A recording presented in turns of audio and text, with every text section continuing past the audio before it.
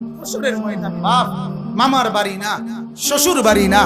হাসরের ময়দান তামসার কোনো মাঠ না, খেলাধুলার মাঠ না।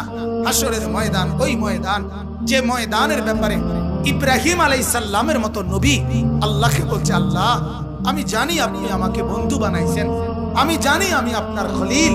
ভয় লাগে মাওলা, রব্বি লা তুখজিনি ইয়াউমা ইউবআসুন।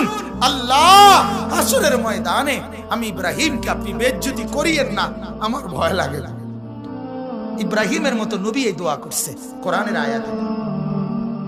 হাদিসের মধ্যে আছে মুসা নবীর মতো নবী আল্লাহর কাছে হাসরের ময়দানের ব্যাপারে বলছে, আল্লাহ হাসরের মাঠে লা আসআলুকা লিয়াউমা উম্মি ওয়ালা উখতি, আমি আমার মাকে চাই না, আমি আমার বোনকে চাই না, বাল আসআলুকা লিয়াউমা নাফসি, আমি মুসা কেবল আমাকে বাঁচাইতে চাই, আমাকে বাঁচাইতে চাই।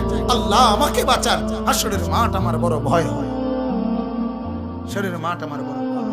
আল্লাহর নবী সাল্লাল্লাহু আলাইহি সাল্লাম বলেন, ইয়াকুব নবী নিজের চোখে দেখবে ইউসুফ নবী ওনার ছেলে দাঁড়াইয়া আছে সামনে, এটা সেই ইউসুফ যার জন্য দুনিয়ায় কাঁদতে কাঁদতে চোখ সাদা বানায় লাইছে।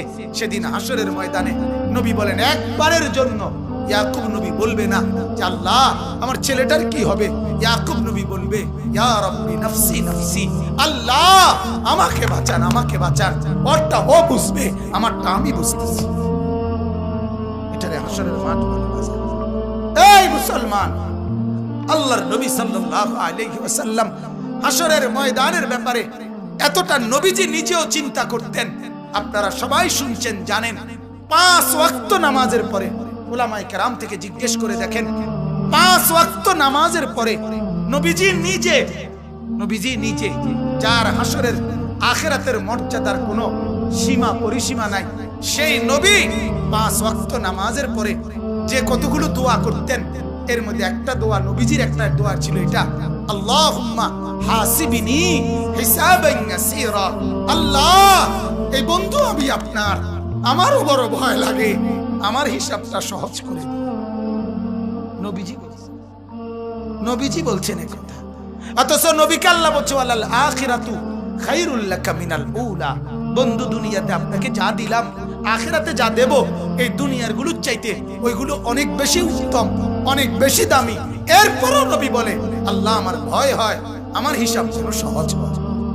অথচ আখিরাতে ওনার মর্যাদার কোনো সীমা পরিসীমা নাই।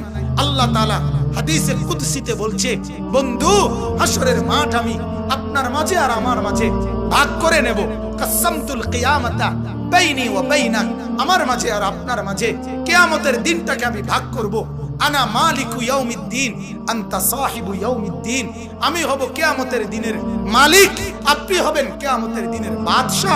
আপনি বলবেন আমি শুনবো, আপনি সুপারিশ করবেন আমি গ্রহণ করব, আপনি চাইবেন আমি দিতে থাকবো। আপনার হাতে আমার ইজ্জতের পতাকা দেব, আপনার জন্য আমার আরশের নিচে মাকামে মাহমুদের আলাদা জায়গা দেব, আপনার জন্য জান্নাতের দরজা প্রথম খোলার উদ্বোধনের অধিকার আপনাকে দেব। এত মর্যাদার পরেও নবী বলতেন, আল্লাহ তবুও ভয় হয় হিসাবটা সহজ করে। আপনি কেডা, আমি কে? বলেন এই মুসলমান, বলেন বলেন।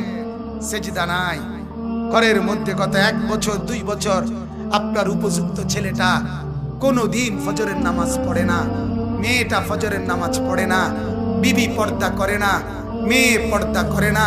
ঘরের মধ্যে আজ 20 বছর টানা রঙিন টেলিভিশন চলে, নর্তকী নাচে গায় ফুর্তি করে, গানের আওয়াজে বাদ্যে পুরা ঘর জমজমাট।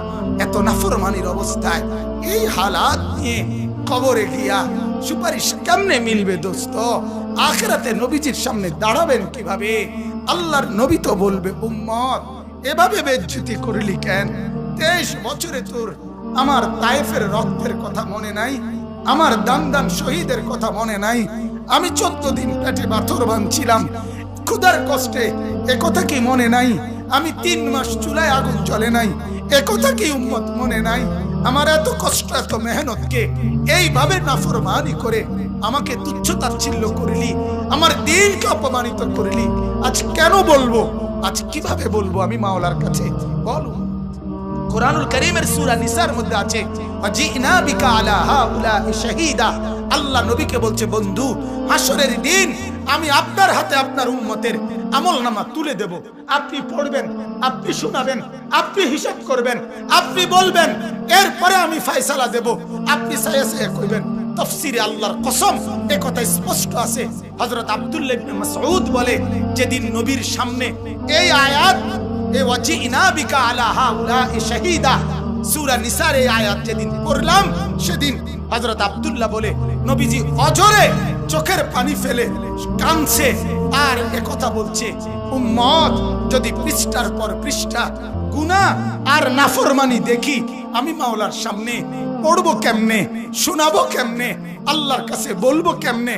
এত বেইজ্জতি করলে উম্মত আমি হাসরে মুখ দেখাবো কি? আল্লাহ আমাদেরকে বুঝার তৌফিক দান করুন।